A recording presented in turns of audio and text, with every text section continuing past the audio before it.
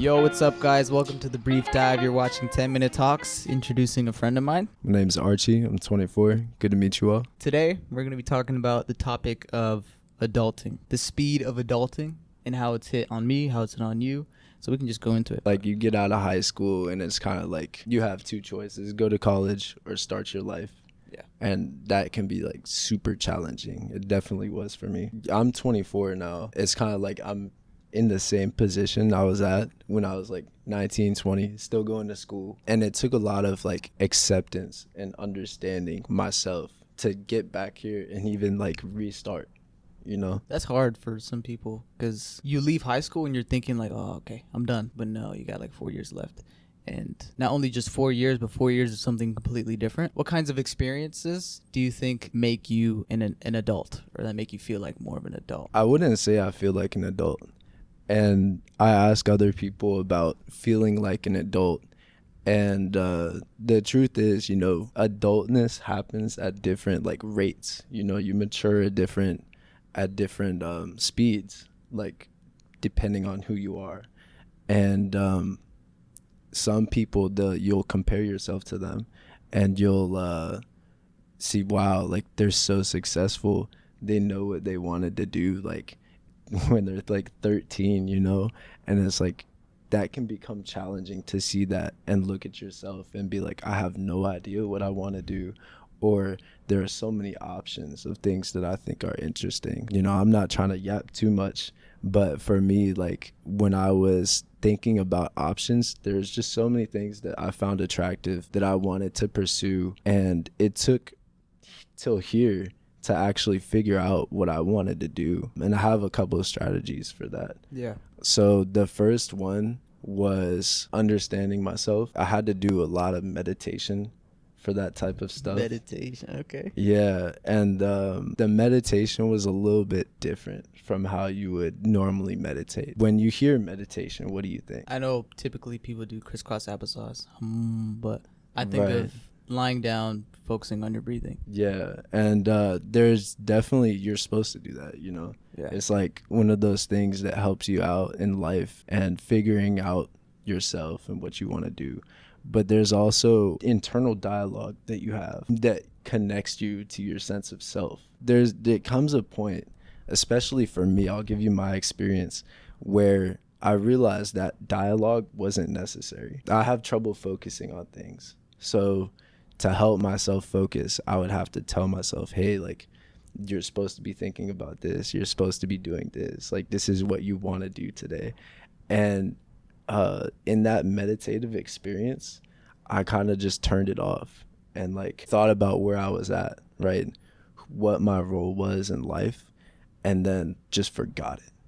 You know, it was the most freedom I've ever felt. It took me like 45 minutes to do that. 45-minute Yeah. meditation? I know, dude. It was meant to be. Respect for that. What the heck? It was meant to be like 5 minutes. I just watched this video. It was this guy, and he was like talking about how we get to choose what matters to us, right? So when we're stressed out, it's because something matters to us, and that's very good. You know, that's what stress is for. It's to encourage us to do things that matter to us. The guy was basically saying that's like constructed in our heads that these things matter to us.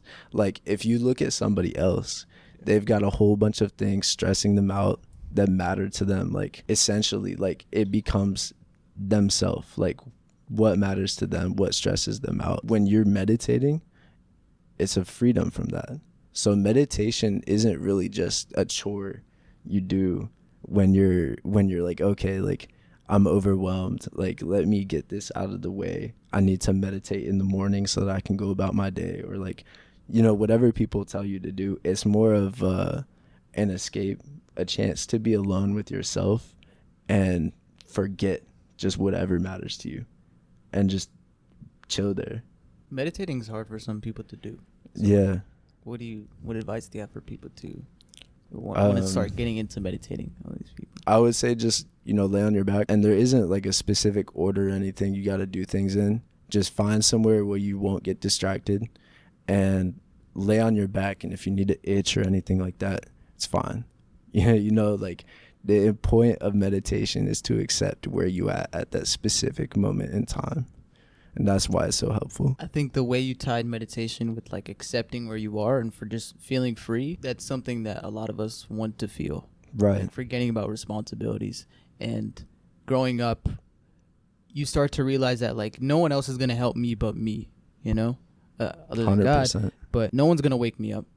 Like I need to have to set my alarm. No one's going to feed me. I got to go feed myself. Like, and especially with parents, like sometimes you can't afford being tired because you have kids. Like, you can't just be like, oh, I'm not going to feed myself. I'm not going to eat dinner. You have to eat dinner because you literally have other lives depending on you.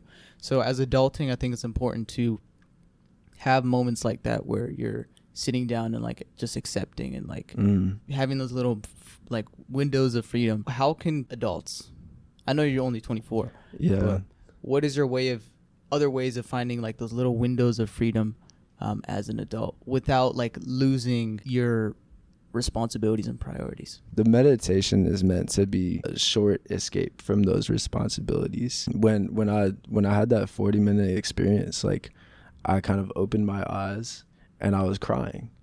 And I was like, dude, this is like the most weird experience ever. And the lights were off. It was in the locker room at VCU. I was in the VCU track and field locker room, just like vibing. This was like a different experience. You know, it wasn't like the 5 minutes that I'm talking about. So it's a little bit different.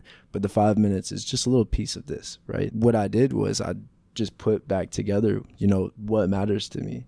And it kind of reinforced like why I have to do these things, why I have to get them done. It gave me a little bit more motivation. So you were in the locker room for 45 minutes? Yeah, just chilling. It was empty. It was like 6 p.m. I'm glad you asked.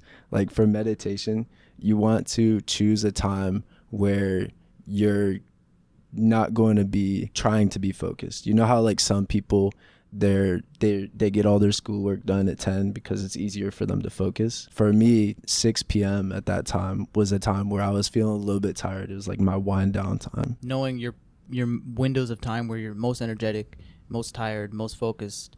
Obviously there's times where like you have no choice. Like, oh, I try to work out around 2 or 3 because like that's like my peak energy time, and I'll get the most out of my workout. But yeah, stuff like that's important, like what you said. Yeah, that was really it. Back to like the windows of freedom. Those are very important. I'm only 19. Yeah, I was going to ask, did you have any experience with that type of stuff?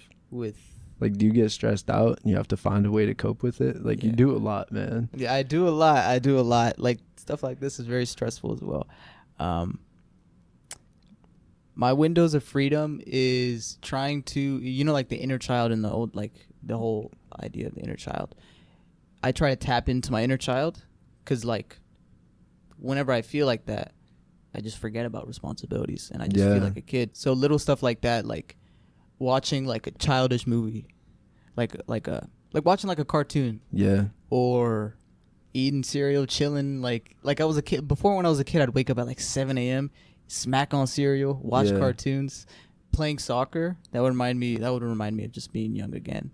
And then little stuff like going to the gym. I try to meditate, definitely not as much as you though. Yeah, I mean it's okay not to meditate all the time. Like, no, I want to meditate, but I'm working on it. I journal a lot, trying to tap into like my inner child and try to be like goofy, funny, just forget about responsibilities. Stuff like that kind of helps me.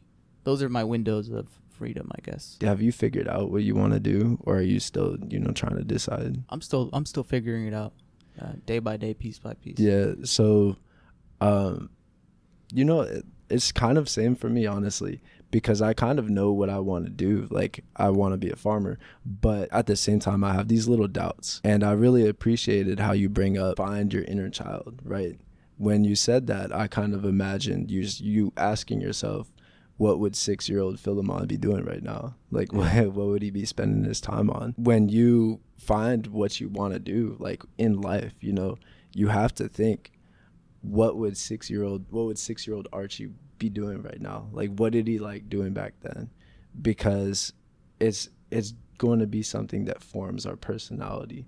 And if we have a career that matches our personality, it's way easier to do it. We'll actually want to do it. People that have full-time jobs, they do side gigs or side things. that really correlate with how they feel and like tap into like not only the inner child but like just the inner self in general. Those are very important to have as an adult. Me acting like I'm a grown man. I'm only 19. I mean, 19 is grown, brother. It's all perspective, you know. Perspective. Yeah. One last question. I know we're like a little over time. How do I say this?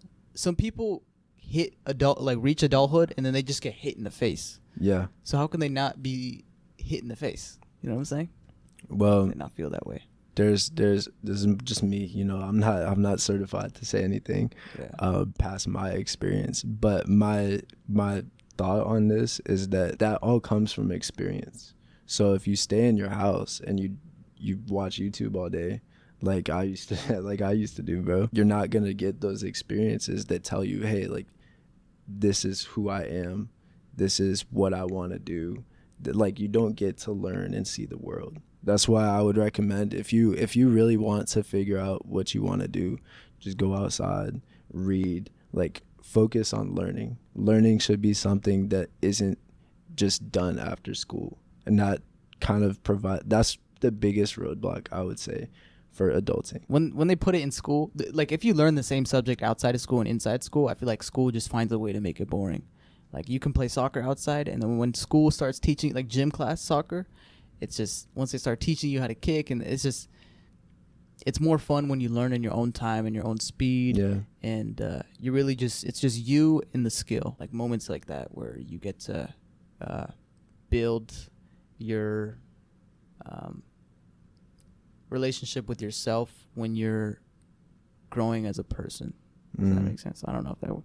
But yeah, okay, we're way over time. But Archie, thank you for coming on the show. I appreciate you, man. Hopefully, guys, this helped in any sort of way. Adulting, meditation. We talked about a lot of things.